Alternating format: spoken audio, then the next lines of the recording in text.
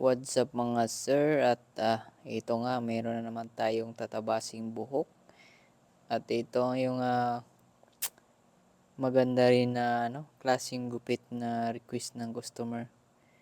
So dahil bagsak na bagsak yung buhok niya, bagay na bagay talaga ito. So yun, clipper overcomb tayo tapos naglalagay tayo ng baseline na zero guide. Tapos yun, bine-blending na natin gamit ng ating 0.5 at saka uno na clipper guard. So dito, fast forward lang tayo. So dito naman sa kabila. So clipper overcomb. Tapos gagamit tayo ng zero baseline dyan na guideline natin. Gamit ating trimmer.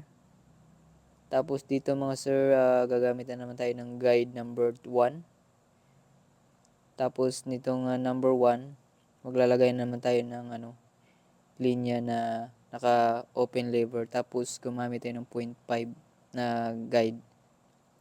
Tapos 0, bibili na natin. At kung mayroong natitirang mga medyo makapal ang buhok, so medyo may dark spot, padaanan lang natin ng 0.5. At tapos yun, biniblending na natin ng tama.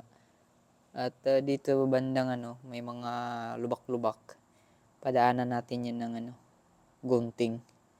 Tapos ito si-shave natin. At sunod, may pinaka 0, pinifinishing lang natin. So dito, gagamit na tayo ng gunting para maganda yung blending kahit malubak. So yun nga mga sir, no.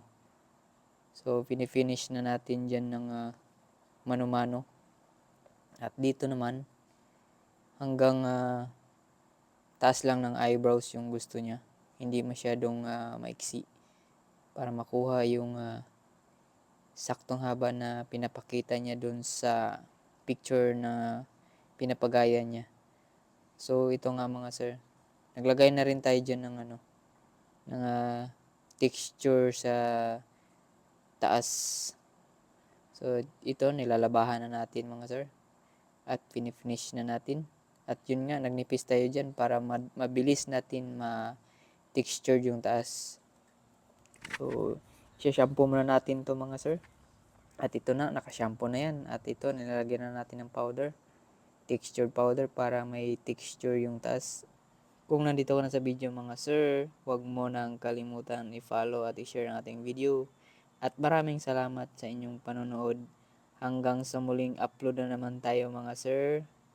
Bye-bye!